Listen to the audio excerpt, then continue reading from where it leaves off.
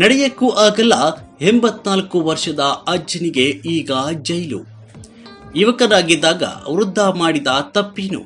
ಈ ವಿಡಿಯೋವನ್ನು ನೀವು ಗಮನಿಸಿದ್ರೆ ಪಾಪ ಅಜ್ಜನಿಗೆ ನಡೆಯೋಕೆ ಆಗ್ತಿಲ್ಲ. ಎಲ್ಲೋ ಆಸ್ಪತ್ರೆಗೇನೋ ಅಥವಾ ಇನ್ನೆಲ್ಲಿಗೋ ಕರೆದುಕೊಂಡು ಹೋಗ್ತಿದ್ದಾರೆ ಅಂತ ಅನಿಸ್ತಾ ಇದೆ. ಆದ್ರೆ ನಿಮ್ಮ ಊಹೆಗೆ ತಪ್ಪು. ಈ 84 ವರ್ಷದ ಅಜ್ಜನನ್ನ ಸೀದಾ ಜೈಲಿಗೆ ಕರೆದುಕೊಂಡು ಹೋಗ್ತಿದ್ದಾರೆ. ಎಸ್, ಬಿಹಾರದ ಒಂದು ಕೋರ್ಟಲ್ಲಿ ಈ ಆಶ್ಚರ್ಯ ಕೇಸ್ ಹೊರಬಿದ್ದಿದೆ. ಇದನ್ನ ಏನಂತ ಕರಿಬೇಕು ಅಂತಾನೆ ಗೊತ್ತಾಗ್ತಾ ಇಲ್ಲ. ಕೊನೆಗೂ ಸಂತ್ರಸ್ತ ಕುಟುಂಬಸ್ಥರಿಗೆ ನ್ಯಾಯ ಸಿಕ್ತು ಅಂದ್ಕೊಳ್ಬೇಕಾ, ಅಥವಾ ವಯಸ್ಸಾದ ವೃದ್ಧನಿಗೆ ನಿಲ್ಲೋಕೆ ಆಗದ ವೃದ್ಧನಿಗೆ ಈಗ ಜೈಲು ಶಿಕ್ಷೆ ಆಗಿದ್ದಕ್ಕೆ ನೋವು ಪಡ್ಕೊಳ್ಬೇಕಾ ಗೊತ್ತಿಲ್ಲ. ಬಟ್ ವೃದ್ಧ ಮಾಡಿದಂತೂ ತಪ್ಪಂತೂ ಸತ್ಯ. ಆದ್ರೆ ಈ ಪ್ರಕರಣ ಇಷ್ಟು ಲೇಟ್ ಆಗಿದ್ಯಾಕೆ? ಏನು ಕಾರಣ? ಹಾಗಾದ್ರೆ ವೃದ್ಧ ಅಂದು ಮಾಡಿದ್ದ ತಪ್ಪೇನು? 33 ವರ್ಷಗಳ ಹಿಂದೆ ಬಿಹಾರದಲ್ಲಿ ನಡೆದಿದ್ದೇನು? ಇಷ್ಟು ದಿನ ಈ ಕೇಸ್ ಡಿಲೇ ಆಗಿದ್ಯಾಕೆ? ಒಂದು ರೋಚಕ ಸ್ಟೋರಿ ಇಲ್ಲಿದೆ ನೋಡಿ. ಬರೋಬ್ಬರಿ 33 ವರ್ಷಗಳ ಬಳಿಕ ಜೈಲು ಶಿಕ್ಷೆ. 1992 ಆ ಊರಲ್ಲಿ ನಡೆದಿದ್ದೇನು? ಎಸ್ ವೀಕ್ಷಕರೇ, ಈ ಘಟನೆ ಹೇಗೆ ನಡೀತು, ಯಾವಾಗ ನಡೀತು ಅನ್ನೋದನ್ನ ಡೀಟೇಲ್ ಆಗಿ ನೋಡ್ತಾ ಹೋಗೋಣ. ಬಿಹಾರದ ವೈಶಾಲಿ ಜಿಲ್ಲೆಯ ರಾಘವಪುರ ಎನ್ನುವ ಗ್ರಾಮದಲ್ಲಿ ಅದಾಲತ್ ರಾಯ್ ಮತ್ತು ಆತನ ಪತ್ನಿ ರಾಮಶಕಿ ದೇವಿ ವಾಸವಾಗಿರುವ ಮೇ 10, 1992 ಒಂದು ಅತ್ಯಂತ ಸಣ್ಣ ವಿಷಯಕ್ಕೆ ಇಡೀ ಗ್ರಾಮವೇ ಬೆಚ್ಚಿ ಬೀಳುವಂತಹ ಜಗಳ ನಡೆಯಿತು.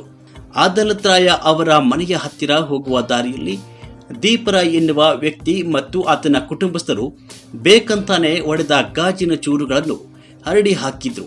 ಇದನ್ನ ಅದಾಲತ್ ರಾಯ ದಂಪತಿ ಪ್ರಶ್ನೆ ಮಾಡಿದ್ದೇ ತಪ್ಪಾಯಿತು.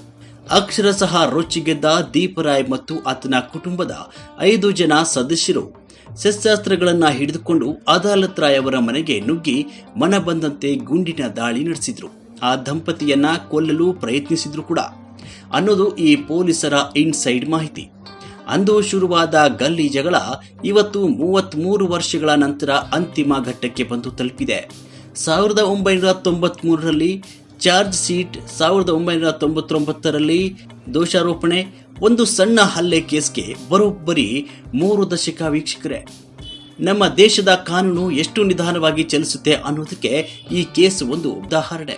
1992ರಲ್ಲಿ ನಡೆದ ಘಟನೆಗೆ 1993ರಲ್ಲಿ ಪೊಲೀಸರು ಚಾರ್ಜ್ ಶೀಟ್ ನ ಸಲ್ಲಿಸಿದ್ರು. ಆದ್ರೆ ನಂಬುತ್ತೀರಾ, ಈ ಕೇಸ್ನಲ್ಲಿ ದೋಷಾರೋಹಣೆ ಅಂದ್ರೆ ಚಾರ್ಜ್ ಫ್ರೇಮ್ ಆಗೋಕೆ ಬರೋಬ್ಬರಿ 6 ವರ್ಷ ಬೇಕಾಯಿತು. ಅಂದ್ರೆ 1999ರ ಜೂನ್ ತಿಂಗಳಲ್ಲಿ ನ್ಯಾಯಾಲಯವು ಆರೋಪಿಗಳ ವಿರುದ್ಧ ವಿಚಾರಣೆಯನ್ನ ಶುರು ಮಾಡಿತ್ತು.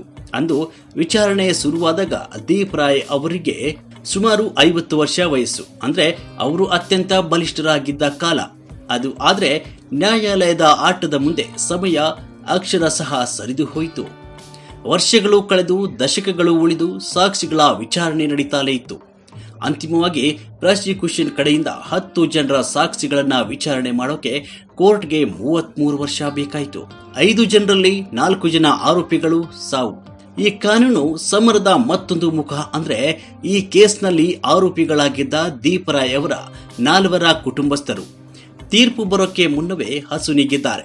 ಹೌದು, ಕಳೆದ 30 ವರ್ಷಗಳಲ್ಲಿ ಒಬ್ಬೊಬ್ಬರಾಗಿ ಮರಣವನ್ನು ಸಾವನ್ನಪ್ಪಿದ್ದು. ಅಂದ್ರೆ ಅವರು ಸಾಯುವವರೆಗೂ ತಾವು ಅಪರಾಧಿಗಳು ಅಥವಾ ಅಮಾಯಕರು ಅನ್ನೋದನ್ನ ಕೇಳೋಕೆ ಅವರಿಗೆ ಅವಕಾಶವೇ ಸಿಗಲಿಲ್ಲ. ಅಂತಿಮವಾಗಿ ಇವತ್ತು ಬದುಕಿರೋದು ಕೇವಲ 84 ವರ್ಷದ ದೀಪ್ ರಾಯ್ ಮಾತ್ರ. ಇವತ್ತು ಅವರು ವಯಸ್ಸು ಕಾಯಿಲೆಯಿಂದ ಬಳಲ್ತಾ ಇದ್ದಾರೆ. ಅವರಿಗೆ ಕಣ್ಣು ಸರಿಯಾಗಿ ಕಾಣ್ತಾ ಇಲ್ಲ. 2 ಜನರು ಹಿಡಿದುಕೊಂಡು ಹೋಗ್ತಾ ಇದ್ರೆ ಅವರಿಗೆ ನಡೆಯೋಕೆ ಶಕ್ತಿ ಕೂಡ ಇರಲ್ಲ. ಇಂತಹ ಒಬ್ಬ ಅಸಹಾಯಕ ವೃದ್ಧ ಇವತ್ತು 33 ವರ್ಷದ ನಂತರ ಕೋರ್ಟ್ ಮೆಟ್ಟಿಲು ಹತ್ತಿರುವುದು ದೃಶ್ಯ ವೈರಲ್ ಆಗಿ ಸೋಷಿಯಲ್ ಮೀಡಿಯಾದಲ್ಲಿ ಸಖತ್ತಾಗಿ ಟ್ರೆಂಡ್ ಆಗ್ತಾ ಇದೆ. ಅಪರಾಧ ಸಾಬೀತಾಗಿದೆ, ಆದ್ರೆ ಇವರಿಗೆ ಎಷ್ಟು ವರ್ಷ ಶಿಕ್ಷೆ ಅನ್ನೋದನ್ನ ಇನ್ನೂ ಕೂಡ ನಿರ್ಧಾರವಾಗಿಲ್ಲ. ಅದನ್ನು ಕೂಡ ಬುಧವಾರ ಕೋರ್ಟ್ ನಿರ್ಧಾರ ಮಾಡುತ್ತೆ. ಇಲ್ಲಿ ದೀಪ್ ರಾಯ್ ಅವರ ಜೀವನದ ಸಂಧ್ಯಾ ಕಾಲದಲ್ಲಿ ಕಾನೂನು ತನ್ನ ಕೆಲಸವನ್ನು ಮಾಡಿದೆ. ಇದು ನ್ಯಾಯವಲ್ಲ, ಇದು ಅಣಕ ಅಂತ ನೆಟ್ಟಿಗರು ಕಿಡಿಕಾರಿದ್ದಾರೆ.